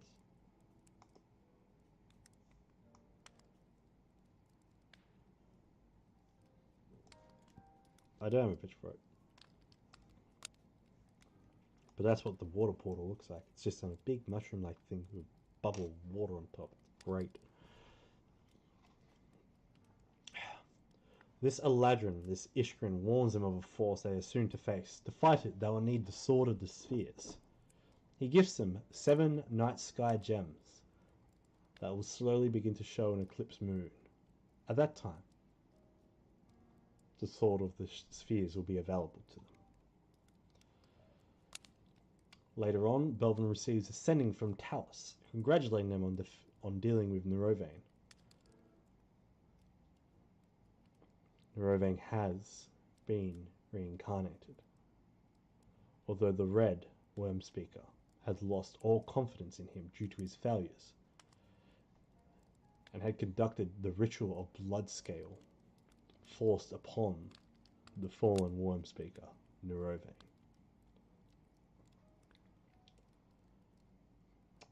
She tells him that those like Resmir and Lang de Rosa, half-dragons, were all small steps to this fiendish sacrifice. The mask, the green dragon hood, has been taken and hidden as well. She asks for some time before she can present another opportunity to take another dragon mask and also take out the White Worm Speaker, Varu. She warns that Talus has had a lot to do in the organization of the cult's move that they will make against the world.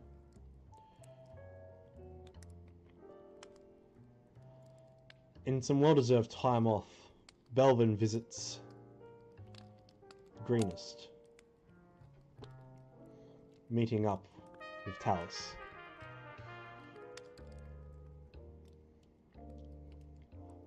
Belvin shows his father, Castellan, who is now the governor, now the captain of Greenest, the small town, since Governor Nighthill due to the winter cold.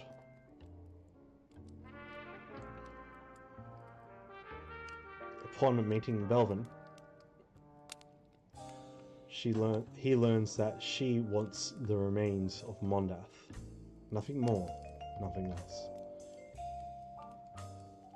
Her plans are to reincarnate her and to love and to cherish her girlfriend, her love.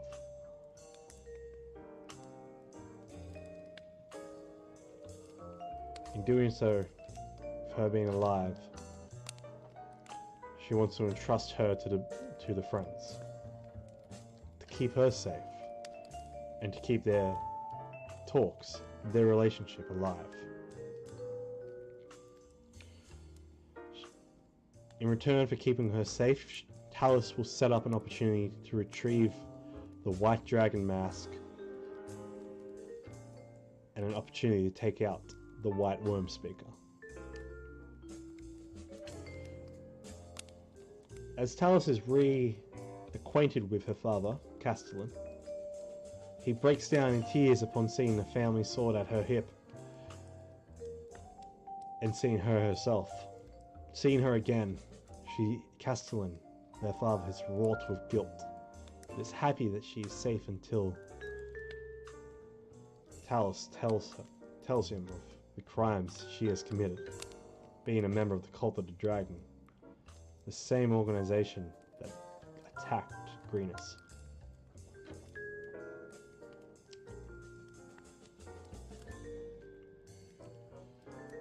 Although overcome with guilt,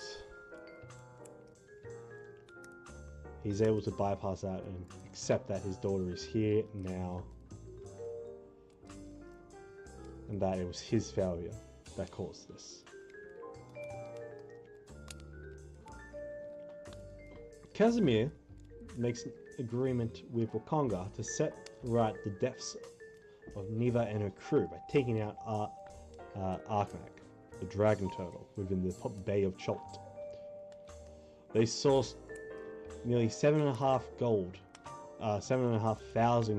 in rare chalks from multiple glyphs of warding to be placed around a ship to be sacrificed as a massive explosion takes out the dragon turtle.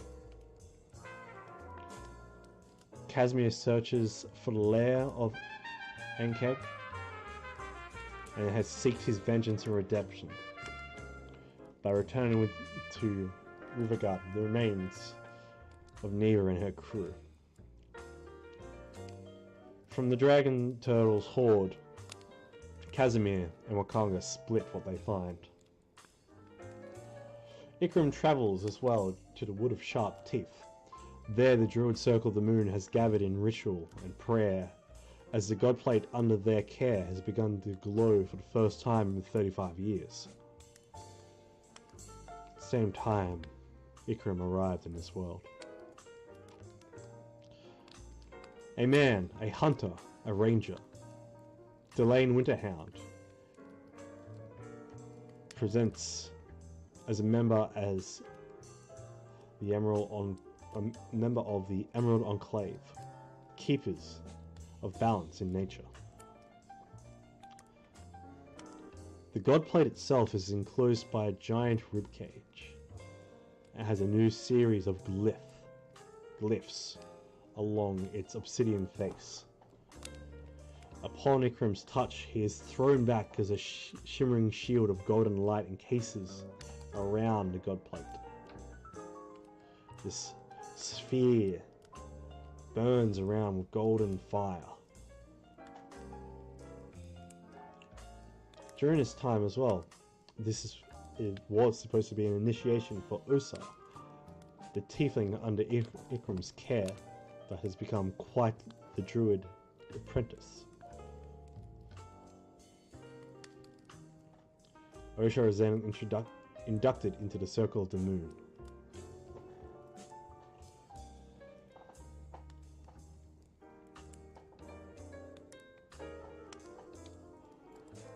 At the Dragon's Brew Inn, the tavern that was created for the settlement of Riverguard, a tiefling woman of the Zentaro, the underground network, the black market if you will. This tiefling woman, Rian Nightshade, a member of this network that Limbo was aligned to until they went their separate ways, finally catches up to Sandstorm. She warns about a wily fox from Baldur's Gate gathering connections and putting out contracts for a hit on the group.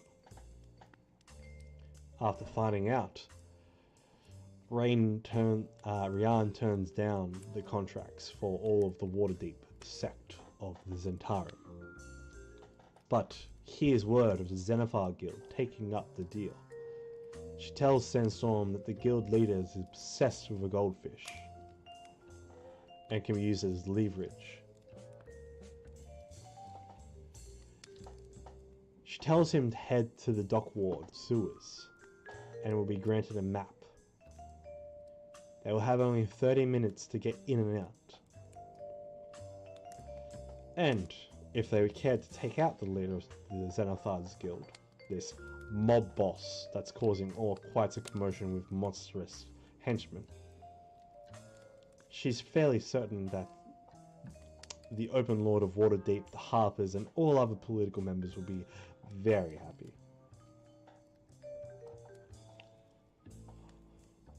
On the eve of the end of winter, the 7 gems show an eclipse, and a rip in reality forms as a cloaked elf arrives and takes them to another plane. He tells you to lure one called Vidar in with a kobold. After doing so and asking for this Sword of the Sphere's help, you bring him back to Riverguard. And on a late night, the sky tears open as a dragon of stardust and void energy soars towards Riverguard, claiming to recover its fallen brethren. In the fight of their lives, Riverguard is evacuated when the dragon arrives, summoning from the void its allies to fight with it. The one called Vidar, a powerful ally, but alas, this dragon, this Neverwing, is too much for them to handle. It is able to fell Belvin, reclaim the Black Dragon Helm. Within the fight, its magic caused Casimir's arms to turn into tentacles, and made sure this paladin that faced it would never get up again, crushing Belvin to death. As the dragon has what it wanted, it retreats back into the void. This Sword of the Spheres is thrown back to its own reality, and the survivors frantically race to see the damage as they discover Alvin, Brom, Damacus, and Belvin have died during the battle. The remainder of the settlement safe in the caverns below, Ikram is able to help, but not until he rests. During that time, Casimir receives a sending from Talus, a warning of sorts. They themselves were visited by a dragon of stardust and void. It reclaimed the dragonhood, the green dragonhood.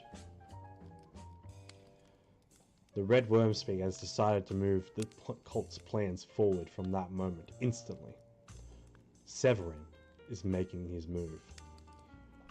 As dawn rose in their grief, Ikram, with the help of Casimir, Oshar, and Sandstorm, conducts a ritual of reincarnation for Belvin. They are able to reform Belvin's body and call his soul back to it, but due to his corruption from the Dread War and the Black Dragon Helm, he is returned to the form of a Black Dragonborn. Their celebration was cut short upon dusk. A rider from Daggerford came with cause of aid for Daggerford in their defense against a passing flight of dragons heading towards heading northwest from them, northeast from them. Morwen commands her battlemen rise to the defense of Daggerford. In the distance, they can see orange light along the horizon and plumes of smoke billowing up into the air. Daggerford is apparently set aflame. We will be returning to this moment in Riverguard Keep. Wednesday night, 7:30 Australian Eastern Standard Time. I am very excited to get back into our story and get it all happening and get it all moving. I'm very excited. It's been a long time coming. It's been a long break, but I am so keen to roll dice. Let's have a great year dice rolling. I really hope my mic works on Wednesday. If it doesn't, I'm going to be very mad. But thank you so much for being with me tonight. It was a long slog. That took a lot longer than I thought it was, and I thought it was a lot more polished. Thank you so much for everyone joining me tonight. Thank you so much for reading for the bits. Thank you as well for the 1 bitsies, the Almighty Tales. Thank you for the host and the resubs from Kent Weaves and Almighty Tales. I'll be back Wednesday night for more D&D antics. It's going to be great fun. Trust me, trying to find all my things on the top. I don't know where anything is at the moment. It's crazy. It's crazy right now. Nothing's organized. I don't know where anything is. What is even happening in my world? I don't know. I'm at the point of giving up. No, there it is. That's what we want. That's what we want. That's what we want. Riverguard Keep. Our friends together in celebration and happiness.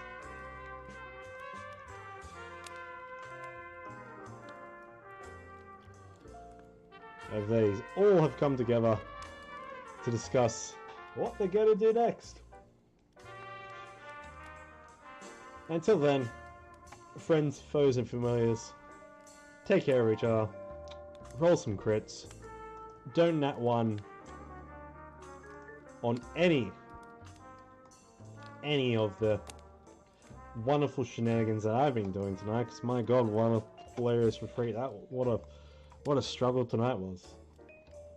I thought I'd be able to get back into D&D no problem, but hey, this is going to be hilarious. Now, let's give someone a bit of a road. Let's go say hello to Disconquer, a good pal of mine that we met at a Twitch meetup here in Oz. I think that would be pretty cool. I think he'd like that as well. I think he'd really like that. Yeah, let's give him just a bit of a raid. So, command raid. Don't forget to copy and paste that into our wonderful adventure. We'll go give him a bit of a love, give him a bit of a hello. He's just chatting, playing some Dark Souls tonight, I believe. Till next time, I'm Dragons and Cats. Thank you for bearing with me tonight. Keep rolling 20s. See you later. Mwah. Let's get some raiding happening.